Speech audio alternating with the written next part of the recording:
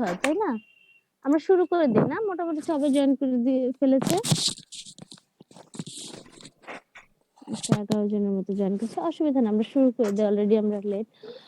তো এই যে নিউরনগুলো আমরা তৈরি হয় দেখেছিলাম আমাদের ডেভেলপমেন্টের বিভিন্ন স্টেজে। প্রথমে কি হয়, আর নিউরাল প্লেট তৈরি হয়, তাই না? নিউরাল প্লেট তৈরি হয়, তারপরে নিউরাল টিউব তৈরি হয়, সেইটার ভিতরে নিউরন তৈরি হয়। নিউরন তৈরি হয়ে সেটা হচ্ছে বিভিন্ন জায়গায় গিয়ে পৌঁছায় গ্লিয়াল ফাইবারকে ইউজ করে। এই জিনিসগুলো মনে আছে তো না তোমাদের? গত ক্লাসে যে পড়িয়েছিলাম,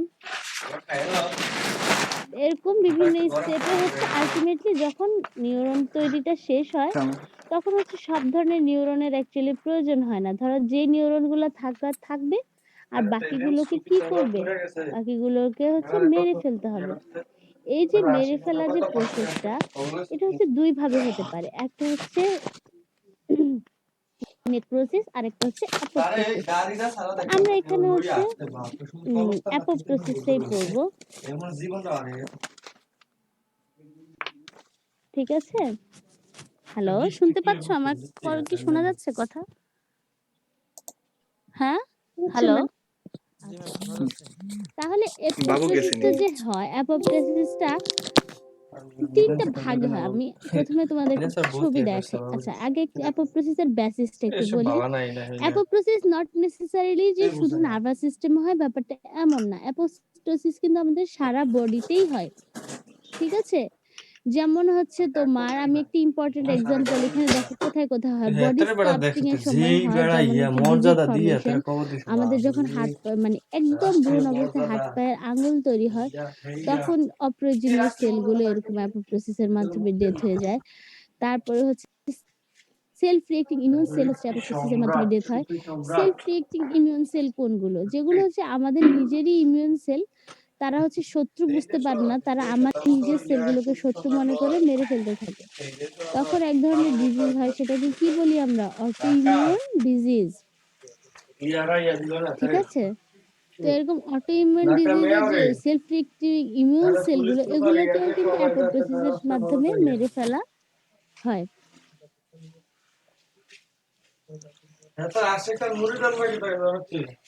কাইন্ডলি তোমরা হচ্ছে তোমাদের মাইক্রোফোনগুলো অফ রাখো। স্থানান্তর হয়েছে।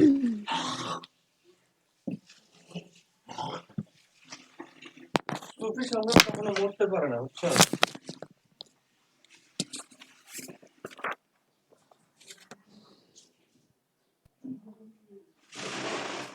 এটার প্রিন্সিপালটা কি? এটা হচ্ছে একটা মাল্টিসেলুলার অর্গানিজে অতিরিক্ত পরিমাণে হচ্ছে সেল তৈরি হবে। আনএক্সপেক্টেড বা আনওয়ান্টেড সেলগুলো বা সারপ্লাস সেলগুলোকে পরে হচ্ছে অ্যাপোপ্টোসিসের মাধ্যমে রিমুভ করে ফেলা হবে। এটি হচ্ছে একটা মানে মাল্টিসেলুলার অর্গানিজমের বৈশিষ্ট্য। সো অ্যাপোপ্টোসিসটা আমাদের একটা খুব কমন একটা প্রক্রিয়া, ঠিক আছে? তো সাধারণত এই অ্যাপোপ্টোসিসটা নার্ভাস সিস্টেমে দেখা যায় কখন? সেটা শুরু হয় হচ্ছে নিউরাল টিউব যখন ফর্ম করে তখন থেকে শুরু হয় এবং শেষ হয় হচ্ছে through out the neural network তৈরি হওয়া পর্যন্ত কিন্তু এই অ্যাপোপ্টোসিস প্রক্রিয়াটা চলতে থাকে, ঠিক আছে? আচ্ছা, তারপরে অ্যাপোপ্টোসিসটা কিভাবে হয় বা কি হয়, আমরা এটা কিভাবে বুঝবো? এখন কিংবা এই যে বললাম যে একটা এক্সেস সেল নাম্বারের সেল তৈরি হয়, যেখান থেকে হচ্ছে একটা নির্দিষ্ট নাম্বার সেল নষ্ট হয়ে যায়, নির্দিষ্ট থাকে। কারা থাকবে, কারা যাবে, কিভাবে এগুলো ডিফাইন করে, তাই না? এটা তো একটা বড় ধরনের কোশ্চেন, যে এগুলো কিভাবে ঠিক হবে যে কারা থাকবে, কারা যাবে। তো একটা ধরনের ফ্যাক্টর আছে নিউরোট্রপিক ফ্যাক্টর, যেমন হচ্ছে এটার মধ্যে আছে nerve growth factor family like neurokines growth factor. কিছু গ্রোথ ফ্যাক্টর আছে যেমন insulin like growth factor, IGF-1 2। এই যে এই জিনিসগুলো, এগুলো কি করে? এগুলো হচ্ছে সাপোর্ট করে হচ্ছে নিউরনকে বেঁচে থাকার জন্য। মানে এগুলো যদি নিউরনের সাথে বাইন্ড করে তাহলে ওই সেলগুলো টিকে থাকবে, ঠিক আছে? যেমন হচ্ছে এই নিউরোট্রপিক ফ্যাক্টর গুলো এরা কাদের সাথে বাইন্ড করে? এরা বাইন্ড করে হচ্ছে এক ধরনের রিসেপ্টরের সাথে, সেল মেমব্রেনের, ঠিক আছে? কার সাথে বাইন্ড করবে? নিউরনের যে সেল মেমব্রেন তার এক ধরনের রিসেপ্টরের সাথে বাইন্ড করবে। তো এই রিসেপ্টর হচ্ছে আবার দুই ধরনের, একটা হচ্ছে TRKA আর আরেকটা হচ্ছে P75। TRKA হচ্ছে হাই অ্যাফিনিটি রিসেপ্টর। তো ওই নিউরোট্রপিক ফ্যাক্টর কেমন কারা, IGF-1 IGF-2 নিউরোকাইন, এই যে এরা যদি তোমার এই হাই অ্যাফিনিটি রিসেপ্টর TRKA1 এর সাথে বাইন্ড করে, TRKA রিসেপ্টরের সাথে বাইন্ড করে, তাহলে কি হবে, এরা হচ্ছে এই সেলগুলো সার্ভাইভ করে যাবে, এদের অ্যাপোপ্টোসিস হবে না। কিন্তু এরা যদি P75 এর সাথে বাইন্ড করে, যেটা কিনা লো অ্যাফিনিটি, তাহলে এরা হচ্ছে আর সার্ভাইভ করবে না, এরা আলটিমেটলি কোথায় চলে যাবে, এরা অ্যাপোপ্টোসিসের দিকে চলে যাবে। এখন মেকানিজম অফ অ্যাপোপ্টোসিসটা কি? মেকানিজম অফ অ্যাপোপ্টোসিস হচ্ছে কিভাবে অ্যাপোপ্টোসিসটা হয়। অ্যাপোপ্টোসিসটা হচ্ছে তিনটা ভাগে হতে পারে, তিনটা স্টেপে হয়। তিনটা স্টেপের কি? Initiation, commitment and execution. Initiation means শুরু হওয়া, একটা প্রসেস শুরু হওয়াকে আমরা বলি কি ইনিশিয়েশন, উদ্বোধন আর কি, যে কিসের কারণে একটা ঘটনা যখন শুরু হয় তার একটা কারণ থাকে না, সেই কারণে হচ্ছে শুরু হওয়া। তারপরে হচ্ছে কমিটমেন্ট, যে না এই ঘটনাটা ঘটবে, এট লাস্ট এক্সিকিউশন, যে হ্যাঁ এটা এক্সিকিউট হবে, মানে এটা ঘটনাটা ঘটায় ফেলবে। এটা অনেক প্রসেস, কম্পিউটারে করা লাগবে, এমনি মোবাইলে করা যাবে না। অ্যাপোপ্টোসিসটা হয়। তো অ্যাপোপ্টোসিস হওয়ার আমি জন্য যে এটার মতো একটা ইয়া বানাতে চাইছি। ইনিশিয়েশন স্টেপটা কতগুলো কারণে হতে পারে, মাল্টিপল এটার স্টিমুলি, মতো মানে আর কি। অনেক এই কারণের লোগোটা মধ্যে আমি কেমনে ইয়া করে একটা হচ্ছে এটারে কি, কেমনে নিয়ে তাড়াতাড়ি আমি ইয়া করে একটা ফ্যাক্টর এই আছে লোগোটা নিউরোট্রপিন। হুম? তো কি এটা করবে যদি লোগো? উইথড্র হয়, এটা এর মতো একটা উইথড্রর রিসিপ্ট কারণে বানাম হচ্ছে আর কি। অ্যাপোপ্টোসিস হতে পারে। তো নিউরোট্রপিন কেন উইথড্র হয়, সেটা হচ্ছে এই প্রসেসটা, এই পাথওয়েটা বুঝছি। হচ্ছে একটা আননোন এটা আমি প্রসেস, হাতে তো কাজ এটা করতে আমরা পারি। এখানে আলোচনা করব না। সেকেন্ড এটা তো হচ্ছে আমরা জিন সফটওয়্যার না। মিউটেশন, অনেক সময় তো রুটিনে inappropriate তো production মানে of ইয়া করতে neurotransmitters পারি না। such as glutamate, তারপরে না হচ্ছে আইসে ফ্রি রিসিপ্টটা রেডিকেল, বারে কয় তারপরে না ওই যে বাইরে মাইটোকন্ড্রিয়াল ড্যামেজ। এই বাইরে কারণগুলো রিসিপ্টটা আমরা হচ্ছে দিতে কি পারি না, কারণ বাইরেটা তো ডাইরেক্ট অ্যাপোপ্টোসিসকে ইনডিউস না করে। তিনটা দেখো, মানে এটার ভিতরে লিখলাম আমরা নিউরোট্রপিন উইথড্রিয়াল, এই মানে এই যে প্রসেসটা আমি পেতে কিভাবে হয় পারতে সেটা পিকুরে আমাদের করতে পুরোপুরি তোরা আমরা আনছিস জানি না। মানে আমরা ডাইরেক্ট সেকেন্ড ইউজ হচ্ছে করছি এই ওটা তো রুটিন দিতে কজগুলোতে, হয় না তোমার রিসিপ্টটা এই কজগুলোর এটা কারণে এরকম অ্যাপোপ্টোসিস ইয়া করা হয়ে হচ্ছে না এটা থাকে। সফটওয়্যারে, হুম? এটা সফটওয়্যারে রিসিপ্ট এরপরে সফটওয়্যারে করা হচ্ছে লাগবে। এই যে তুই লেটার বুঝছিস কেস, কি মানে এই ক্ষেত্রে ওয়ার্ড ফাইলে এরকম আমি দ্বিতীয়টার একটা ক্ষেত্রে সিস্টেম কি ইয়া হয়, মানে ওয়ার্ড এরা ফাইলে করতে হচ্ছে করছিস না, তো ওয়ার্ড ফাইলে যেটা লিখলেই কিছু সার্বদা আসে। প্রোটিন এই মিলে আর একটা নিলে তাই না অলিগোমার এটা তৈরি তাই করে। সেই প্রোটিনগুলো করা কি যায়। কি? এইটা যদি আমি ফাস্ট নিলে তাই লিগান্ড, এটা উঠতে হচ্ছে টিএনএফ না টিউমার নেক্রোসিস ফ্যাক্টর, তারপরে হচ্ছে এটা ওয়ার্ড ফাইলে করা যাইব, তারপরে ওই যে ক্যানভা P75 সফটওয়্যারে করা যাইব। NGF receptor, P75 NGF receptor, এরা মিলে একটা কি করে, একটা সব দিয়ে গেছে বাট এই দ্বারা অলিগোমারাইজেশন করে, নিলাম মানে এরা একসাথে এইটা হয়ে নয় যায়। এরা ওষুধটা না একসাথে হয়ে নিচে একটা নিলাম ডেথ ডোমেন প্রোটিন, ভবিষ্যতে আমরা ইনিডিট মানে একটা ডেথ ডোমেন প্রোটিনকে এরা হচ্ছে কি অ্যাক্টিভেট করে দেয়, ডেথ ডোমেন প্রোটিনকে রিক্রুট করে, মানে এরা একটা ডেথ ডোমেন প্রোটিন তৈরি করে। এই যে দেখো ডেথ ডোমেন, এই যে এগুলো হচ্ছে অলিগোমার হয়ে ডেথ ডোমেন রিসিপ্টরে বাইন্ড করেছে, ফলে একটা ডেথ ডোমেন প্রোটিন তৈরি হয়েছে। সেই ডেথ ডোমেন প্রোটিনটা কি করে, একটা পাথওয়েকে তোমার মা বুঝতে মেজানি করতে না ইনিশিয়েট করে। সে পাথওয়েটা কি, একটা আর্লি কাসপেস মিন একটা পাথওয়ে, যেটা হচ্ছে একটা প্রোটিন আরেকটাকে অ্যাক্টিভেট করবে, আরেকটা প্রোটিন আরেকটা প্রোটিনকে অ্যাক্টিভেট করবে, এরকম একটা serial of protein activation process, এগুলোকে বলি আমরা কাসপেস। তো এরকম একটার পর একটা অ্যাক্টিভেট করার মাধ্যমে হচ্ছে তারা অ্যাকচুয়ালি একটা কাকে অ্যাক্টিভেট করবে, এটা হচ্ছে একটা প্রোটিনকে অ্যাক্টিভেট করবে, সেটার নাম হচ্ছে সিস্টিন। সেটা হচ্ছে সিস্টিন প্রোটিয়েজ প্রোটিনকে অ্যাক্টিভেট করবে। সেই সিস্টিন প্রোটিয়েজ প্রোটিনটা কি করবে, আলটিমেটলি প্রোটিন ক্লিভেজ করে দিবে, মানে বিভিন্ন প্রোটিনকে বঙ্গবন্ধুর ইয়া করছে না কেটে দিলে কি হবে, আলটিমেটলি বঙ্গবন্ধু তার ভাস্কর্য ডেথ নিয়ে হয়ে ইয়া করছে যাবে। এরপরে সে আরেকটা কাজ করবে, সে আরেকটা এন্ডোনিউক্লিয়াস এনজাইমকে সে অ্যাক্টিভেট করে দিবে। এই এন্ডোনিউক্লিয়াসগুলোর কাজ হচ্ছে ডিএনএ কে ভেঙে ফেলা। তো যখন ডিএনএটাকে ভেঙে ফেলবে, তখনও কি হয়ে যাবে, আলটিমেটলি ওই সেলটা ডেথ হয়ে যাবে। তো এখানে হচ্ছে একটা জিনিস আছে, উনি বলে গেছে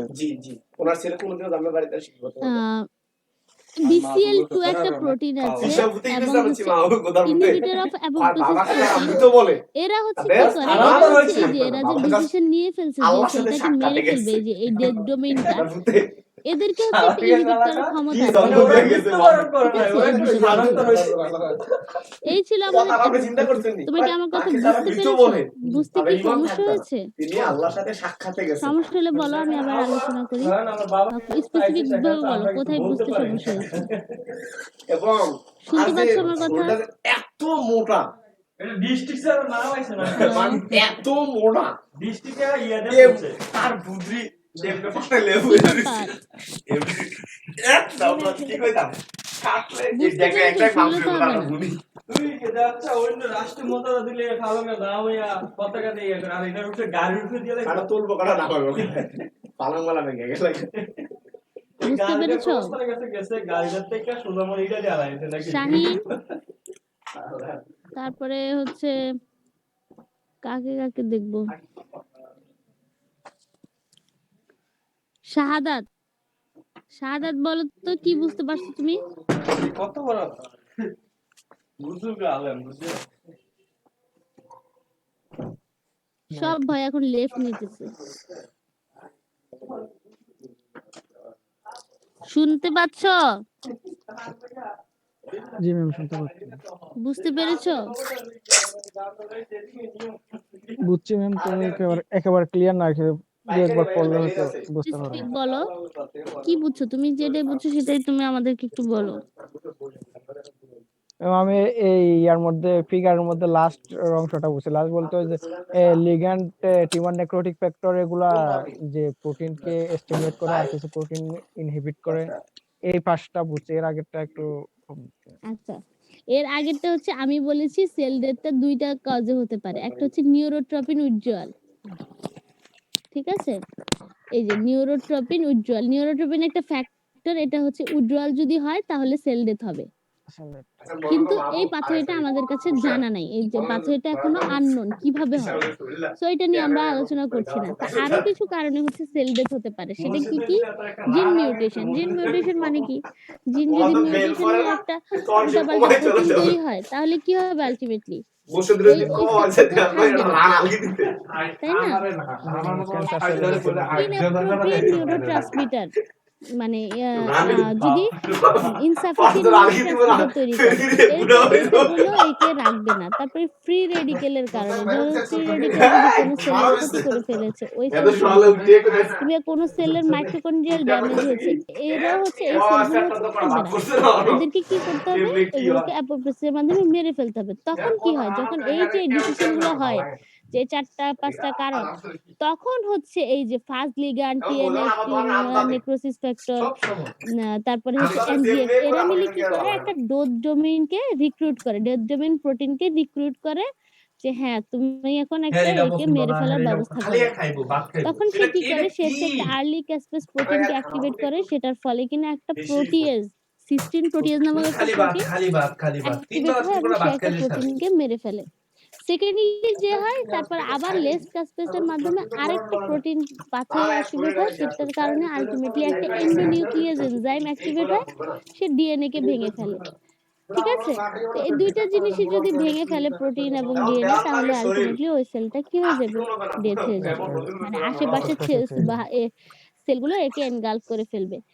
আর 2 নাম্বার কথা বলেছি যে BCL2, BCLX, IPAS, IAPS মানে হচ্ছে inhibitor of apoptosis protein. Inhibitor of apoptosis protein, এরা হচ্ছে অ্যাপোপ্টোসিসের এই প্রক্রিয়াটাকে বন্ধ রাখতে পারে। এই হচ্ছে আমাদের ছিল হচ্ছে অ্যাপোপ্টোসিস। এখন আমরা একটা নতুন চ্যাপ্টার পড়বো, সেটা হচ্ছে আচ্ছা আমাদের আর কয়টা ক্লাস পাবো আমরা? আজকে ছাড়া আরো 2টা ক্লাস পাবো। আমাদের রুটিন কি ম্যাম কনফার্ম 19 তারিখ 20 তারিখের দিকে হবে? রুটিন কি দিয়ে দিছে না নাকি? আমি ঠিক জানি না। না না, কনফার্মই তো, পরীক্ষার ডেট যেহেতু দিয়ে দিছে, এটা তো আর কনফার্ম না হওয়ার কিছু নেই। রুটিন যদিও পাঠাইতে কোনো রুটিনে চিন্তা করে তো আমাদের লাভ নাই, তাই না? আমাদের হচ্ছে মোট কথা 17 তারিখের মধ্যে আমাদের শেষ করতে হবে, এটা হচ্ছে আমাদের প্ল্যান। এখন আমি হচ্ছে A1 কে বলতে ভুলে গেছি। আচ্ছা, আমি যে একটা পরীক্ষা নিব বলছিলাম, তোমাদের সাথে মনে হয় আলাপ হয় নাই, রেগুলার ব্যাচের সাথে কথা হয়েছে। আমাদের তো এবারও হচ্ছে আমাদের ফাইনাল পরীক্ষাটা 50-এর মধ্যে 2 ভাগে হবে, ঠিক আছে? একটা হচ্ছে কি 20 নম্বর আর 30 নম্বর। 20 নাম্বার আর 30 নাম্বার। 30 নাম্বারে তো ফাইনাল দিবা, আর 20 নাম্বারের মধ্যে অলরেডি 10 নাম্বারের অ্যাসাইনমেন্ট আমি তোমাদেরকে দিয়ে দিয়েছি, ঠিক আছে? জি আর হচ্ছে তার মানে আর বাকি থাকলো আমার 10 কত মার্কস। সুখে এই 10 রাখছে মার্কসটা আমরারে, আমি কত তোমাদের থেকে সুখে। কিভাবে নিব? সেটার জন্য আমি একটা কুইজ পরীক্ষা নিব।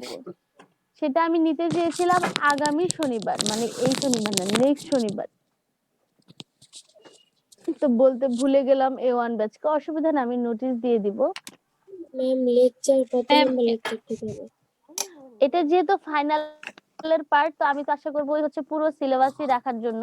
যেহেতু পুরো সিলেবাস আমাদের এখনো শেষ হয়নি, সেক্ষেত্রে আমরা যে পর্যন্ত পড়িয়েছি ওই পর্যন্তই থাকবে আজকে পর্যন্ত। ম্যাম লেকচার অ্যাসাইনমেন্টের ওখানে 5 15 6 মার্ক না? হ্যাঁ, ম্যাম অ্যাসাইনমেন্টের ওখানে তো দুইটা অ্যাসাইনমেন্ট অ্যাসাইনমেন্ট হচ্ছে একটা 5 মার্ক হচ্ছে, ওইটা হচ্ছে আমাদের সিটির সাথে যে একটা অ্যাসাইনমেন্ট হয় সেটা।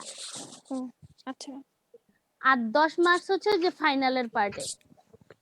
টোটাল 15 মার্ক, ঠিক আছে, কিন্তু দুইটা দুই পার্টের, একটা হচ্ছে ফাইনালের পার্ট আর একটা হচ্ছে সিটির পার্ট। সিটি তো আমি আরেকটা নিতে চেয়েছিলাম, কিন্তু অ্যাকচুয়ালি আমাদের হাতে আর সময় নাই, তাই না? যদি সময় পাই তাহলে 17 তারিখে একটা সিটি নেওয়ার ট্রাই করব, যদি সময় পাই। আমি কিন্তু বলতে পারতেছি না,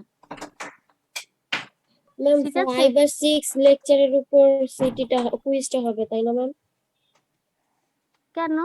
বললাম না পুরো একদম সিলেবাস। ও পুরো সিলেবাস। ফাইনালের পার্ট যেহেতু, সেটা তো পুরো সিলেবাসই হবে। তো বলছি না তানুরা, পুরো সিলেবাস বলতে ম্যাম মিডের আগের গুলা সহ নাকি মিডের আমি পরে কি কখনো মিড বাদ দিছি? আহ, আমি কি মিড বাদ দেই ফাইনালে? গতবার কেমন দিছিলাম? গতবার অবশ্য সিলেবাস অনেক বড় ছিল। যাই গতবার হোক, সেটা আলোচনা সাপেক্ষ। এখন আমি তো তোমাদের সাথে কথা বলেছি, তোমরাই আমাকে জানাও যে পুরো সিলেবাস দিলে তোমাদের কি খুব বেশি সমস্যা হবে কিনা। তোমরা তোমাদের বাকি দুইটা ব্যাচের সাথে কথা বলো, কথা বলে আমাকে একটু জানাও। আচ্ছা, এক কাজ করি, আমরা এই পরীক্ষা নিয়ে আমরা কালকে একটা হাফ এন আওয়ার একটা জুম মিটিং কল করি তোমাদের সবাইকে নিয়ে, 3টা ব্যাচের সবাইকে নিয়ে, কি বলো? জি ম্যাম ওটা করা যায়। পরীক্ষা নিয়ে জি ম্যাম। কখন হলে ভালো হয়? রাতের দিকে? জাস্ট হাফ এন আওয়ার তোমাদের সবার সাথে একসাথে একটু কথা বলবো। মানে আলাদা আলাদা বললে অনেক কথা মনে থাকে না, বুঝছো? ওদেরকে কিছু বলি, তোমাদেরকে কিছু বলি, পুরো জি জিনিসটাই আমি পরীক্ষা প্যাটার্নটা নিয়ে আমি একটু একসাথে আলোচনা করতে চাই, ঠিক আছে ম্যাম, কালকে যাতে আমি কোন মেসেঞ্জার একটা টাইম শিডিউল করে দিয়ে দিন রাতের বেলা হলো। কালকে রাতের দিকে আমি হয়তো একটা জুম মিটিং করে আমি তোমাদেরকে জানিয়ে দিব যে অ্যাকচুয়ালি আমরা কি প্যাটার্নে পরীক্ষাটা নিব, কি কতটুকু সিলেবাস হবে বা এগুলা কি নিয়ে। হবে না হবে, আমরা সব মিলিয়ে আমরা একটা কথা বলবো। কারণ এই আলাদা আলাদা ভাবে কথা বললে তোমাদেরকে একটা বলি, অন্যদেরকে আরেক ভাবে বলি, একটা ভুল বোঝাবুঝি সৃষ্টি হয়। তো ঠিক আছে, এটাই হচ্ছে আমাদের পরীক্ষা সংক্রান্ত কথা। আমরা এখন একটু আগাই পড়াশোনায়। আর হচ্ছে কি জানি বলতে চাইলাম, আর হ্যাঁ, পরীক্ষাটা হচ্ছে 19 তারিখ থেকে তোমাদের। তো আমাদের আর অ্যাসাইনমেন্ট তো আজকে তোমাদের লাস্ট ডেট জমা দেওয়ার। তোমরা যার যার সিআর এর কাছে দিয়ে দিবে, সিআর গুগল ড্রাইভ করে ড্রাইভ লিংকটা আমাকে দিয়ে দিবে। অ্যাসাইনমেন্টের বিষয়টা আরেকবার একটু যদি বলতেন, বুঝি নাই। সবে সিআর এর কাছে পাঠিয়ে দাও, সিআর হচ্ছে একসাথে করে আমাকে দিয়ে দিবে। ম্যাম লাস্ট ডেটটা মনে হয় আজকে ম্যাম, না? হ্যাঁ। ম্যাম, এটা একটু টাইম বাড়ানো যায় কিনা, 1 দিন বা 2 দিন? কেন কেন বাড়ালে কি হবে? আর একটু ভালোভাবে চেষ্টা করতাম আর কি। মোটামুটি চেষ্টা করেছি, আর একটু ভালোভাবে চেষ্টা করতাম এই জন্য। কিন্তু আমি তো দিতে পারতাম, সময় কিন্তু আমাদের হাতে আসলে নাই। এক হচ্ছে এরপরের সপ্তাহে হচ্ছে তোমাদের এই অ্যাসাইনমেন্ট গুলো দেখে শেষ করে আমার তোমার পরের সপ্তাহে, মানে সপ্তাহে তোমাদের ওই যে আবার কুইজ নিব, সেটা দেখতে দেখতে হবে। সো এর পরের সপ্তাহ থেকে আবার ফাইনাল পরীক্ষার ঝামেলা শুরু হবে। গত সপ্তাহে মাত্র মিডের খাতা শেষ করলাম। মানে আমরা খুবই ঝামেলার মধ্যে আছি, বুঝছো? তো একদিন আমি বাড়ানো হাইয়েস্ট 3 তারিখ পর্যন্ত দিতে পারি। 3 ওকে ম্যাম তারিখ 3 তারিখের বেশি একটাও না। একজনও যদি 3 তারিখের পরে জমা দাও, এবং সিআরদেরকে বলছি তোমরা হচ্ছে একদম নামের লিস্ট করে যে যার যার মেইল পেয়েছো এরকম একটা লিস্ট আমাকে দিয়ে দিবা, ঠিক আছে? জাস্ট নামগুলো আর আইডিটা লিখে আমাকে একটু সিরিয়ালটা দিয়ে দিবা, তাহলে আমার কাছে ডকুমেন্ট থাকবে।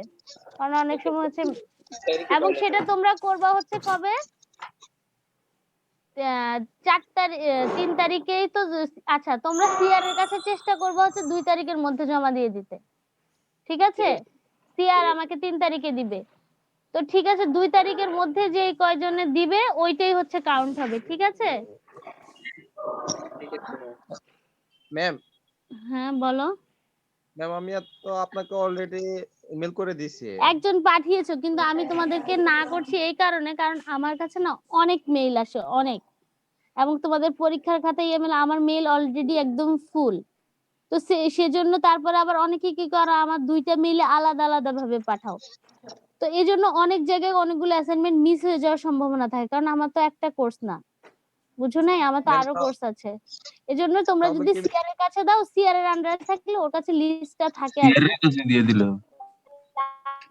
আমার দেখতে সুবিধা হয়। ম্যাম তাহলে কি আবার স্যারের কাছে দিয়ে দিব? কারণ এটা তো পরীক্ষা না যে একটা নির্দিষ্ট সময় তোমরা দিবা আমি ওই সময় নিয়ে নিব। এটা তো হচ্ছে তোমরা সারা দিনই দিতে থাকবা, কে কখন দিবা, কোন মেলের মাঝখানে আবার হারায় যাবে। এজন্য জিনিসটা আমার মনে হয় তোমাদের সেফটির জন্য হচ্ছে তোমাদের সিআর এর কাছে দিলে, সিআর এর কাছে দিবা এবং নাম লেখা নিবা, বলবা যে আমি অমুক, আমার আইডিয়া তো, আমি জমা দিলাম, ঠিক আছে? এই কাজটা কিন্তু তোমরা করবা, তাহলে ম্যাম ঠিক তোমাদের সুরক্ষার জন্য। ম্যাম 2টা অ্যাসাইনমেন্ট মিলে কি একটা পিডিএফ হবে? হ্যাঁ, একটা হলেই তো ভালো হয়, অসুবিধা নেই, দিয়ে দাও, কিছু হবে না। জি ম্যাম। তাহলে তোমাদের সুবিধা, কারণ আবার আলাদা করে হইলে ওদের আবার আলাদা করে পিডিএফ ফাইল আলাদা করার সমস্যা হবে, একসাথে দিয়ে দাও। আর এই শোনো, এই ইনফরমেশনটা গুলো কাইন্ডলি একটু তোমরা তোমাদের অন্য ব্যাচ গুলোকে জানিয়ে দিও, কারণ সব ব্যাচে সব কোশ্চেন আসে না, সব কথা হয় না। ও যেমন ওরা সকালে আমাকে অ্যাসাইনমেন্ট নিয়ে কোনো কিছুই জিজ্ঞেস করেনি, সো আমি বলি নাই এই কথাগুলা, ঠিক আছে? তো চেষ্টা করবে ইনফরমেশন গুলো একটু দিয়ে দিতে। শাহিন, তোমাকে আমি এই দায়িত্বটা দিচ্ছি, বুঝছো? এই যে কথাগুলো হইলো, এই সারমর্মটা একটু তোমরা তোমাদের মেসেঞ্জার গ্রুপে দিয়ে দিও। শুনতে পাচ্ছ শাহিন আমাকে? জি ম্যাম, শুনতে পাচ্ছি। তুমি একটু এই কথাগুলো মেসেঞ্জারে দিয়ে দিও যে এই নিয়ম, এতটার মধ্যে হচ্ছে সিআর কে দিয়ে দিতে হবে, 2 তারিখের মধ্যে, 3 তারিখে সিআর আমাকে পাঠিয়ে দিবে 3 তারিখের মধ্যে, ওকে ঠিক আছে? ঠিক আছে বাবা একটু ওদিকে যাও ম্যাম। ঠিক আছে, আমরা একটু, হ্যাঁ বলো।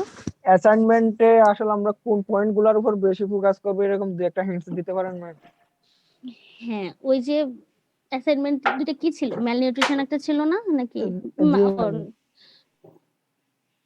ডিফেক্ট ইন ডেভেলপিং ব্রেইন, আর একটা হচ্ছে মেটাবলিজম ইন ব্রেইন।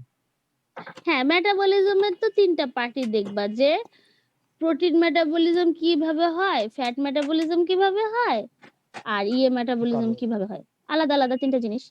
আর ওটা হচ্ছে ম্যালনিউট্রিশনটা কিভাবে বলবা, সেটা হচ্ছে আমি অলরেডি আজকের লেকচারটাই একটা ওই টপিকস এর উপরে, nutrition and the developing brain. এটা যখন পড়বা এটা তোমরা অনেকটা হিংস পেয়ে যাবা। মানে হচ্ছে নিউট্রিশন, ধরো কয়েকটা নিউট্রিশন টার্গেট করলা তোমরা, যেমন প্রোটিন, ফ্যাট, তারপরে হচ্ছে ভিটামিন, মিনারেলস, কোনটার মানে অভাব হলে বা স্পেসিফিক্যালি কোন নিউট্রিয়েন্ট গুলো বেশি হ্যাম্পার করে ব্রেন ডেভেলপমেন্টে, সেই জিনিসটার উপর একটু লিখবা আর কি। কিন্তু আমার তো নিয়ম জানোই, 5-6 পেজের বেশি করবা না, 2টা মিলে হয় 12 পেজ, ঠিক আছে? মেটাবলিজম ইন ব্রেইন, এটা যতটুকু পরে যতটুকু বুঝলাম যে ওইখানে দুভাবে আলোচনা হয়েছে, একটা হচ্ছে মেটাবলিজম ইন নিউরন আর একটা অ্যাস্ট্রোসাইট। এখানে বিশেষ করে গ্লাইকোলাইসিস, গ্লুকোনিওজেনেসিস। তোমরা নিউরন অ্যাস্ট্রোসাইটে এইখানেও এভাবেও করতে পারো, কিংবা হ্যাঁ এটা অ্যাস্ট্রোসাইটেরটা দেওয়ার দরকার নাই, মানে অ্যাস্ট্রোসাইট বলতে তো এখানে গ্লায়াসেলটা বোঝাচ্ছে। এগুলো আর দুইটা শর্ট বলি, দুটোও দিয়ে দিতে পারো।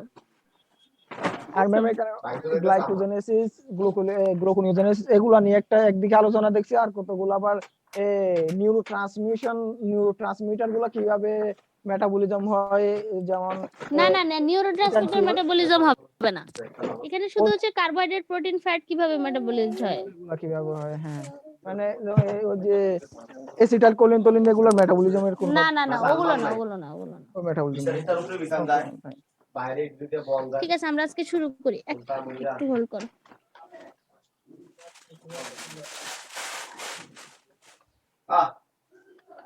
রে মাংসর যে একটা এম আছে না, এম লং নাই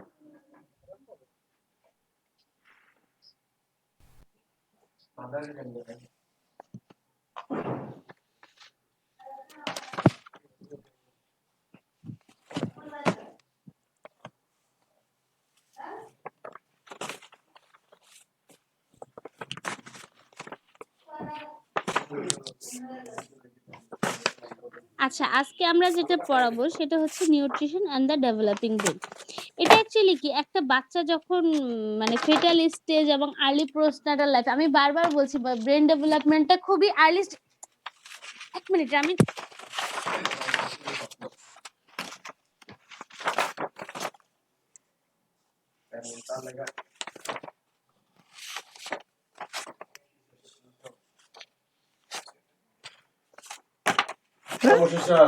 ভালবার করছে আছি ভাই।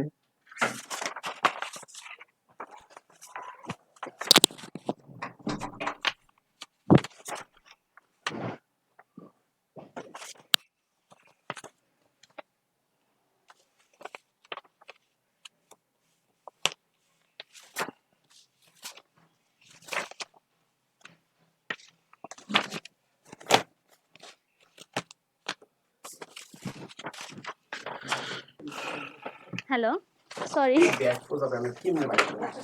আচ্ছা, যেটা বলছিলাম, আর্লি এবং পোস্টনাটাল লাইফে হচ্ছে খুব হ্যাম্পার করে। পোস্টনাটাল মানে হচ্ছে জন্মের আগে এবং জন্মের পরে কিছুটা সময়, এই সময়টা হচ্ছে ব্রেন ডেভেলপমেন্টের জন্য সবচেয়ে ইম্পর্টেন্ট। এই সময় সবচেয়ে বেশি হচ্ছে ব্রেন খুব র্যাপিডলি ডেভেলপ করে এবং এই সময়ও নিউট্রিশনের ইফেক্টও খুব বেশি হয়।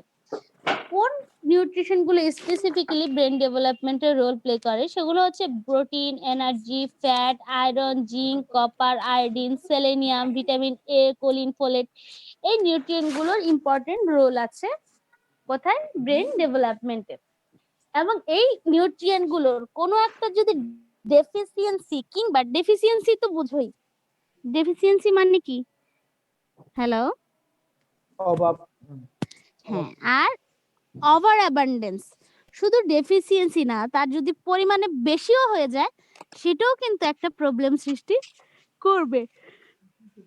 ঠিক আছে, তো তার মানে যেটা আমরা বুঝতে পারছি যে খুবই সঠিক পরিমাণে হতে হবে এবং কি হতে হবে, সঠিক পরিমাণে হতে হবে এবং সঠিক সময়ে, মানে যেই সময় দরকার, টাইমিং, ডোজ এবং ডিউরেশন কত, মানে এগুলো খুবই ইম্পর্টেন্ট এখানে, যে এই সময়ের মধ্যে ব্রেন ডেভেলপমেন্টের এই পার্টটা হয়, সো এই সময়ের মধ্যে এই জিনিসগুলো খুব ইম্পর্টেন্ট।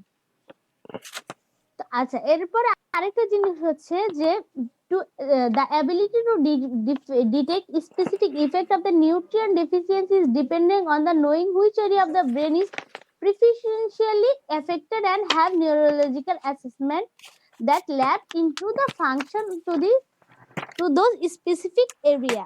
এই কথাটার মানে কি, এটা হচ্ছে আমরা যে বুঝতে পারছি যে এই যে নিউট্রিশনের ডেফিসিয়েন্সি গুলো যে কতটা মানে ইম্পর্টেন্ট, এটা ডিপেন্ড করে কিসের উপর, যে দেখা যাচ্ছে যে এই নিউট্রিশনটার অভাবে অ্যাকচুয়ালি ব্রেনের কোন এরিয়াটা এফেক্টেড হয়। ঠিক আছে, এটা আমরা পরবর্তীতে দেখবো চার্টের আকারে, যে কোন নিউট্রিয়েন্টটা অ্যাকচুয়ালি ব্রেনের মানে অভাব হলে ব্রেনের কোন এরিয়াটা খুব বেশি পরিমাণে ক্ষতিগ্রস্ত হবে। আচ্ছা, যেমন হচ্ছে একটা এক্সাম্পল দেখে, যেমন protein energy malnutrition. Protein energy malnutrition গিয়ে বলতে গেলে আমি দুইটা ডিজিজের নাম আমার মাথায় আসে, কোয়াশিয়ারকার এবং মেরাসমাস। বলো তো কোনটা কি? মেরাসমাসটা একেবারে মাসেল ওয়াস্টিং হয়ে যায়, চিকন হয়ে যায়, আর কোয়াশিয়ারকরটা মুন পেস হয়ে যায়, একটু পুরো ইডেমা হয়, ওইটাই মনে হয়।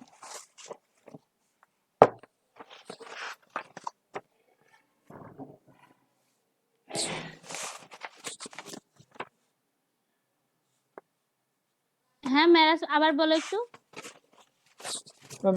মেরাসমাসটা জানি ম্যাম, ওই যে যেটা মাসেল ওয়াস্টিং হয়ে একেবারে চিকন হয়ে যায়, হ্যাঁ হ্যাঁ, ওইটা।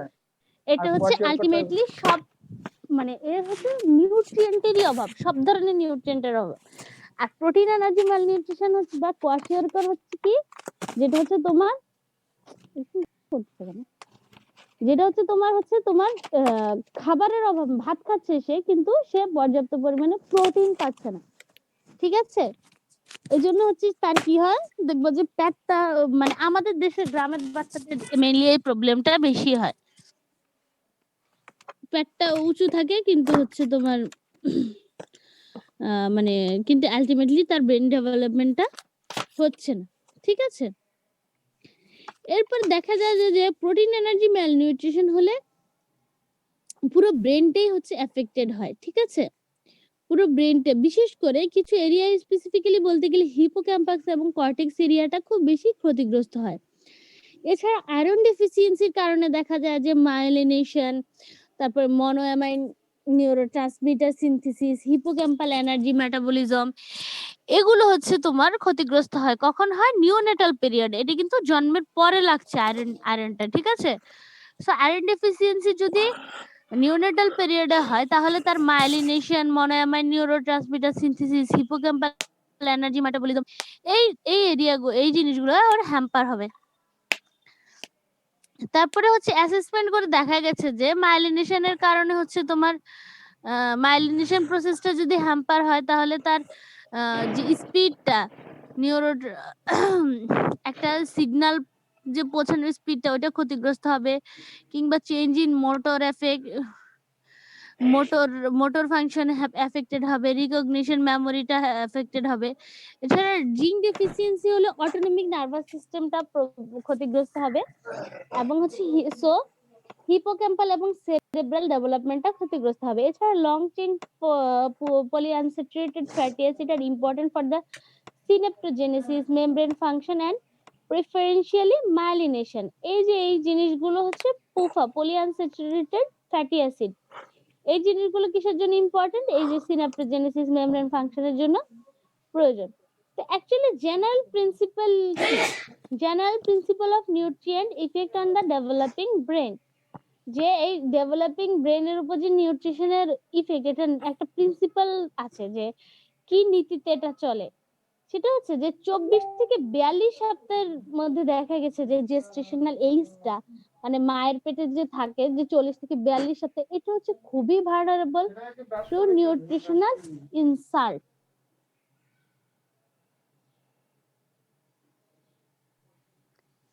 সো এই সময় যদি তোমার এই প্রসেসগুলো, মানে এই সময় দেখো ইম্পর্টেন্ট কিছু নিউরোলজিক্যাল প্রসেস যেমন সিনাপস ফরমেশন কিংবা মাইলিনেশন, এই জিনিসগুলো হয়। তো এই সময় যদি নিউট্রিশনের ডেফিসিয়েন্সি থাকে, স্পেসিফিক নিউট্রিশন, তখন এই প্রসেসগুলো হ্যাম্পার করে। কিন্তু কনভার্সলি একটা জিনিস ইম্পর্টেন্ট, যে ইয়ং ব্রেন, মানে যে ব্রেনটা হচ্ছে এই যেগুলো মানে এখনো ডেভেলপিং ব্রেন আর কি, ছোট বাচ্চাদের, তারা কিন্তু এই যে মানে ক্ষতিটা হয়, এই ক্ষতিটা কিন্তু তারা খুব সহজে পুষিয়ে নিতে পারে যদি আমরা একটা নির্দিষ্ট সময়ের মধ্যে তাকে আমরা ওই যে তার ঘাটতিটা হয়েছে সেটা যদি আমরা পূরণ করে দিতে পারি, দেখা যায় যে তার ব্রেনটা অনেকটাই এই ক্ষতিটা পুষিয়ে নেয়। এটা একটা ইউনিক একটা ক্যারেক্টারিস্টিক্স আর কি, প্লাস্টিসিটির উদাহরণ ব্রেনের, যে ব্রেন এই ক্ষতিটা সহজে পুষিয়ে নিতে পারে যদি সে একটা নির্দিষ্ট সময়ের মধ্যে সে নিউট্রিশন ইনসাল্টটাকে যদি আমরা পূরণ করতে পারি, ঠিক আছে। মোটামুটি all nutrients have an important role in cell growth and development, but some protein and minerals has crucial role like iron, zinc, selenium, iodine, folate, vitamin A, choline, long chain polyunsaturated fatty acid, এই জিনিসগুলোর রোলটা খুবই important. যেমন হচ্ছে এগুলোর অভাবে আমরা specific কিছু মানে প্রবলেম হচ্ছে ডায়াগনোসিস করতে পেরেছি। যেমন দেখো এই চার্টটা যদি আমরা দেখি, তোমরা কি আমার কথা শুনতে পাচ্ছ? জি ম্যাম। দেখো যে একটা লেট ফেটাল এবং নিওনেটাল ব্রেন ডেভেলপমেন্টের ক্ষেত্রে যে এই বাম পাশে এগুলো হচ্ছে যে কোন কোন নিউট্রিয়েন্টের অভাবে, মাঝখানে হচ্ছে যে ব্রেনের কোন ফাংশনটার জন্য এটা রিকোয়ারমেন্ট এই নিউট্রিয়েন্ট গুলো, এবং ডান পাশেরটা যে হচ্ছে যদি এই নিউট্রিয়েন্ট গুলো না পায় তাহলে ব্রেনের কোন এরিয়াটা ক্ষতিগ্রস্ত হয়। যেমন হচ্ছে দেখো প্রোটিন এনার্জি যদি তোমার না থাকে, মানে কম পায় সে, তাহলে তার কি হবে? সেল প্রলিফারেশন হ্যাম্পার হবে, সেল ডিফারেন্সিয়েশন হ্যাম্পার হবে, সিনাপ্টোজেনেসিস হ্যাম্পার হবে, এবং এটার কারণে পুরো ব্রেনটা, গ্লোবাল বলতে বোঝাচ্ছে পুরো ব্রেনটাই ক্ষতিগ্রস্ত হবে। তারপর হচ্ছে আয়রনের ক্ষেত্রে হচ্ছে তোমার আয়রনের রোল আছে মাইলিন ফরমেশনে, তারপর হচ্ছে মনোঅ্যামাইন সিনথেসিসে, তারপরে নিউরোনাল এন্ড গ্লিয়াল এনার্জি মেটাবলিজমে। সো এই আয়রনটা যদি ঘাটতি হয় তাহলে white matter, striatal and frontal, hippocampal and frontal এই রিজিয়ন গুলো ক্ষতিগ্রস্ত হবে। তারপর হচ্ছে জিঙ্ক কি ডিএনএ সিনথেসিস, নিউরোট্রান্সমিটার রিলিজ, এগুলোতে হচ্ছে এদের একটা ভূমিকা আছে জিঙ্কের। সো এরা জিঙ্কের অভাব হলে অটোনমিক নার্ভাস সিস্টেম, হিপোক্যাম্পাস, সেরেবেলাম এই এরিয়াগুলো ক্ষতিগ্রস্ত হবে। এছাড়া কপারের রোল আছে নিউরোট্রান্সমিটার সিনথেসিস, নিউরোনাল এবং গ্লায়াল এনার্জি মেটাবলিজম এবং অ্যান্টিঅক্সিডেন্ট অ্যাক্টিভিটি। সো এরা যদি হচ্ছে তোমার কপারের অভাব হয় তাহলে কি হবে? সেরেবেলাম এরিয়াটা ক্ষতিগ্রস্ত হতে পারে। তারপরে long chain poly unsaturated fatty acid, এদের রোল আছে সিনাপ্টোজেনেসিস এবং মাইলিন ফরমেশনে। সো এদের অভাব হলে আই এবং কর্টেক্স এরিয়াটা ক্ষতিগ্রস্ত হবে। এছাড়া লাস্টলি কোলিন কি কাজে লাগে? নিউরোট্রান্সমিটার অ্যাসিটাইল কোলিন সিনথেসিসের কাজে লাগে। সো এটার যদি অভাব হয়, এটার অভাবটা হয় global, DNA methylation, DNA synthesis, এইসব কারণেও কিন্তু এইসব এরিয়াটা হচ্ছে তোমার কোলিনের অভাবে ক্ষতিগ্রস্ত হতে পারে। পরের চার্টটাও ঠিক এই ধরনেরই একটা চার্ট। এটা হচ্ছে দেখানো হয়েছে 36 থেকে 44 উইকের মধ্যে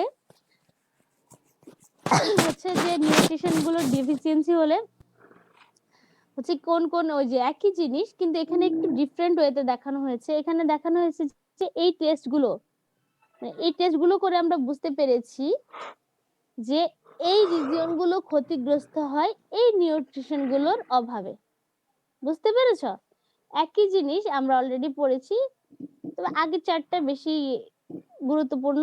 এটাও দেখতে পারো, এটা হচ্ছে ইম্পর্টেন্ট আছে। একই জিনিস, এই যে জিঙ্কের কারণে দেখো হচ্ছে অটোনমিক নার্ভাস সিস্টেম ক্ষতিগ্রস্ত হয়। এর ফলে হচ্ছে তোমার এটা কি অ্যাসেসমেন্টের মাধ্যমে আমরা বুঝতে পারি? এটা হচ্ছে হার্ট রেট স্টিমুলেটেড হবে, ব্লাড প্রেশার বেড়ে যাবে, এই প্রবলেম গুলো হবে। আচ্ছা, এবার আমরা স্পেসিফিক প্রত্যেকটা ম্যালনিউট্রিশন নিয়ে কথা বলবো যে কোন ম্যালনিউট্রিশনের কারণে কি সমস্যা হয়। ঠিক আছে, প্রথমে আসো protein energy malnutrition. Protein energy ম্যালনিউট্রিশনের ক্ষেত্রে কি হবে? প্রোটিন এনার্জি ম্যালনিউট্রিশন হলে ফেটাল এবং আর্লি নিওনেটাল এনিম্যাল মডেলে দেখা গেছে যে নিউরোনাল ডিএনএ এবং আরএনএ কন্টেন্ট এবং তার ফ্যাটি অ্যাসিড প্রোফাইলটা কমে যায়। প্রোটিন এনার্জি ম্যালনিউট্রিশন হলে কি হবে? ডিএনএ আরএনএ কন্টেন্ট এবং তাদের ফ্যাটি অ্যাসিড প্রোফাইলটা কমে যাবে। তারপরে neuropathologically this result in lower neuronal number, এর ফলে হচ্ছে নিউরনের নাম্বার কমে যাবে, প্রোটিন সিনথেসিস কমে যাবে, মাইলিনেশনের পরিমাণ কমে যাবে, ব্রেনের সাইজ ছোট হয়ে যাবে, এবং হচ্ছে বিভিন্ন গ্রোথ ফ্যাক্টর কনসেন্ট্রেশনে চেঞ্জ আসবে, স্ট্রাকচারাল প্রোটিনের চেঞ্জ আসবে, নিউরোট্রান্সমিটার প্রোডাকশন হ্যাম্পার হবে। সো মেইনলি কর্টেক্স এবং হিপোক্যাম্পাস এরিয়াটা হচ্ছে খুবই ভালনারেবল প্রোটিন এনার্জি ম্যালনিউট্রিশনের জন্য, কিন্তু আলটিমেটলি পুরো ব্রেনটাই কিন্তু এফেক্টেড হয়। এছাড়া আছে এরপর আছে আয়রনের পরিমাণ যদি হচ্ছে কম হয় তাহলে মাইলিনেশন প্রসেসটা হচ্ছে হ্যাম্পার হবে। ঠিক আছে, আয়রনের পরিমাণ কম হলে মাইলিনেশন প্রবলেম হবে। তারপর হচ্ছে oxidative metabolism in the hippocampus এবং ফ্রন্টাল কর্টেক্স। এই এরিয়াটায় হচ্ছে তোমার অক্সিডেটিভ মেটাবলিজম কমে যাবে, রিডিউসড হয়ে যাবে। তারপর হচ্ছে স্ট্রেটাল ডোপামিন কনসেন্ট্রেশন। স্ট্রেটাল হচ্ছে একটা স্ট্রেটাম, একটা এরিয়া ব্রেনের, কর্পাস স্ট্রেটাম। ওই এরিয়াতে হচ্ছে ডোপামিন কনসেন্ট্রেশনটা কমে যাবে, ফ্যাটি অ্যাসিড এবং মাইলিন প্রোফাইলটা চেঞ্জ হয়ে যাবে। এছাড়া হচ্ছে হিপোক্যাম্পাস, তারপরে বিভিন্ন এরিয়া হচ্ছে তোমার ক্ষতিগ্রস্ত হবে আয়রন ডেফিসিয়েন্সির কারণে। এরপরে আসো জিঙ্ক। জিঙ্ক হচ্ছে কি ফ্যাটাল এবং neonatal zinc biology has been assessed in rodent and primate. আমি আগেই তোমাদেরকে বলেছিলাম যে এই এক্সপেরিমেন্ট গুলো সবসময় করা হয় কোথায়, এনিম্যাল মডেলে করা হয় মেইন। তো এই রোডেন্টে করে দেখা গেছে যে জিঙ্ক হচ্ছে একটা কোফ্যাক্টর যেটা হচ্ছে তোমার ডিএনএ আরএনএ সিনথেসিসে কাজে লাগে। তো জিঙ্ক ডেফিসিয়েন্সি হলে ডিএনএ আরএনএ এবং প্রোটিন কন্টেন্টটা কমে যায়। কথা কি শুনতে পাচ্ছ? তোমাদের কোনো রেসপন্স পাচ্ছি না। জি ম্যাম, শুনতে পাচ্ছি ম্যাম। Then next হচ্ছে copper. Copper is an essential divalent cation for protein involved in brain energy metabolism. এটা ব্রেন এনার্জি মেটাবলিজমের একটা ইম্পর্টেন্ট একটা এলিমেন্ট। এটা একটা ডাইভ্যালেন্ট ক্যাটায়ন। এটা ডোপামিন মেটাবলিজমের রোল আছে, অ্যান্টিঅক্সিডেন্ট অ্যাক্টিভিটি আছে এটা। এছাড়া হচ্ছে তোমার nutritional copper deficiency doesn't appear to be a common. এটা খুব একটা কমন না, কিন্তু এটা হচ্ছে এটা যদি কখনো অভাব হয় এটা হচ্ছে খুবই স্ট্রাইকিং। ঠিক আছে।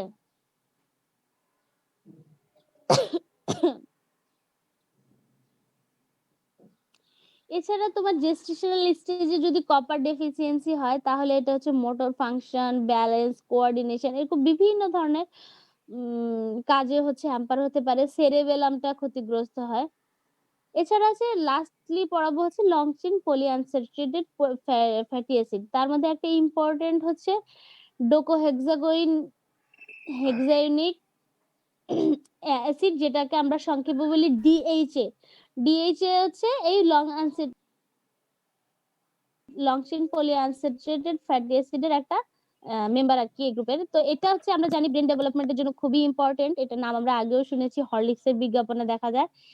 এটা হচ্ছে protein neurobiological agent that affect neuronal membrane structure, synaptogenesis, myelination। এই যে ইম্পর্টেন্ট প্রসেস গুলো, সিনাপ্টোজেনেসিস, মাইলিনেশন, এই যে এই প্রসেস গুলোতে এর রোল আছে। সো এটার অভাব হলে এটার হচ্ছে কগনিটিভ ডেভেলপমেন্টটা হ্যাম্পার হয়। তারপরে হচ্ছে তোমার visual acuity, short term global মানে এই জিনিসগুলো হচ্ছে তোমার ক্ষতিগ্রস্ত হয়। সো এটা হচ্ছে কি এখন হচ্ছে সাপ্লিমেন্ট হিসেবে এগুলো হচ্ছে প্রি টার্ম ইনফ্যান্ট ফর্মুলা, মানে হচ্ছে যেসব বেবিরা হচ্ছে প্রি টার্ম হয় তাদের যে ফর্মুলা মিল্কটা দেওয়া হয় তাদের মধ্যে এখন ডিএইচএটা অ্যাড করা হয়েছে। যেহেতু দেখা গেছে যে এটা ইম্পর্টেন্সটা প্রচুর, সেজন্য হচ্ছে তোমার এজন্য এই ডিএইচএটা এখন অ্যাড করা হয়। লাস্টলি হচ্ছে আদার কিছু নিউট্রিয়েন্টের রোল আছে, যেমন হচ্ছে additional nutrient that affect brain and behaviour development include iodine, selenium, যেগুলো কিনা হচ্ছে থাইরয়েড হরমোন মেটাবলিজমে যাদের রোল আছে, ফোলেট, কোলিন, যেগুলো হচ্ছে তোমার ওয়ান কার্বন মেটাবলিজমে রোল আছে। এছাড়া DNA methylation, neurotransmitter synthesis, vitamin A, বি6, এদেরও হচ্ছে তোমার রোল আছে হচ্ছে ব্রেন ডেভেলপমেন্টে। তার মানে ওভারঅল আমরা দেখতে পাচ্ছি যে নিউট্রিশনের রোল ব্রেন ডেভেলপমেন্টের ক্ষেত্রে খুবই ইম্পর্টেন্ট। সো একটা বাচ্চা যখন জন্ম নেয় কিংবা জন্মাবার আগে থেকে ইনফ্যাক্ট আমাদের ব্রেন ডেভেলপমেন্ট শুরু হয়ে যায়। সো ওই সময় থেকে তার নিউট্রিয়েন্ট যাতে পর্যাপ্ত থাকে সে ব্যাপারে আসলে খেয়াল রাখা উচিত, তাই না? না হলে হচ্ছে কি তার নিউট্রিশনাল ডেফিসিয়েন্সি হতে পারে, এবং নিউট্রিশনাল ডেফিসিয়েন্সি হলে কি হবে, আলটিমেটলি তার ব্রেন ডেভেলপমেন্টটা হ্যাম্পার হবে। ব্রেন ডেভেলপমেন্টটা হ্যাম্পার হলে সে পরবর্তীতে কি এটা হচ্ছে তার সারা জীবন এই ক্ষতিটা তাকে বয়ে নিয়ে বেড়াতে হবে। তো তোমাদের কি আর কোনো কোশ্চেন আছে? বুঝতে পেরেছো আজকের টপিকসটা? তাহলে আমি আজকে ছেড়ে দিব। জি ম্যাম, এই টপিকটা ঠিক আছে, তো আজকে এই পর্যন্তই থাক। ভালো থেকো সবাই। আর কোনো কোশ্চেন থাকলে আর তোমরা নিজেরা আলোচনা করে নাও। আমি কালকে হাফ এন আওয়ারের মিটিং এ তোমাদের কাছ থেকে শুনবো যে তোমাদের আসলে কি কি মানে কিভাবে নিলে ভালো হয়। ঠিক আছে।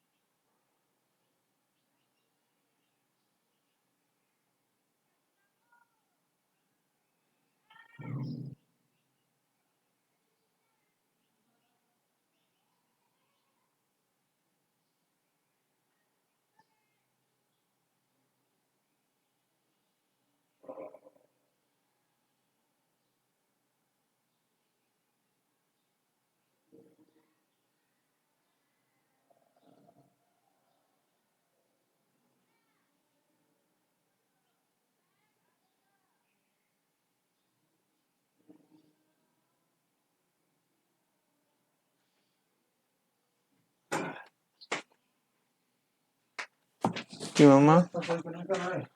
না আজকে পরীক্ষা না, আজকে ক্লাস মামা।